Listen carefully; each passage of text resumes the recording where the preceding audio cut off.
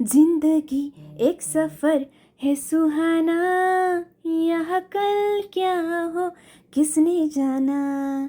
Hello, आज मी तुम्हाला घेऊन आली आहे जपानच्या एका पिकनिक स्पॉटला आणि तो स्पॉट आहे हाकोने. हाकोनेला येण्यासाठी ही ट्रेन घ्यावी लागते. मग आपण पोचतो गोरा स्टेशनला. गोरा स्टेशनवरून अजून एक राईड आपल्याला करावी लागते.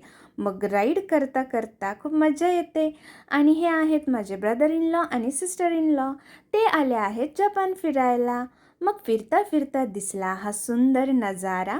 आकाश बघून तर खूप भारी वाटलं. मग घेतलं फूट ऑनसेन आणि आला आता हाकोनेचा रोपवे. हा रोपवे घेऊन आपण जाणार आहोत पहिल्या स्पॉटला आणि तो स्पॉट आहे ओवाकुदानी. आणि आता बघा हा नजारा. वा, 2 झाडांच्या रांगेमधून जाणारा हा रोपवे मनाला एक सुखद धक्का देत होता. अजून काय पाहिजे. आणि मग दिसला हा ॲक्टिव्ह व्होल्कॅनो. हा व्होल्कॅनो बघून तर आम्ही थक्कच झालो.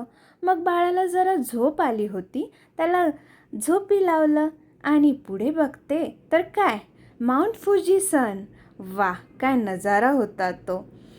तर हा या स्पॉटच्या ठिकाणी हा एक अंडा स्पॉट आहे. तर जे ॲक्टिव्ह व्होल्कॅनो आहे त्याच्यामध्ये अंडे उकडले जातात आणि ते ब्लॅक कलरचे होतात आणि ते विकले जातात. मग फिरता फिरता खूप काही दिसत होतं.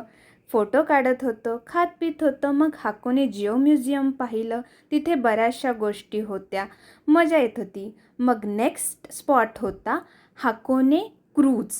वा, खूपच भारी वाटत होती ही क्रूज. मग आतमध्ये शिरलो. आतमध्ये शिरून मग काय, इकडं तिकडं बघण्यातच वेळ जात होता. मस्त वाटत होतं. ही जी क्रूज होती ही 3 मजल्याची होती. मग म्हटलं चला आता आपण वरती जाऊ. वरती गेलो तर काय, निरभ्र आकाश, ही क्रूज आणि खळखळणारं पाणी. छान वाटत होतं.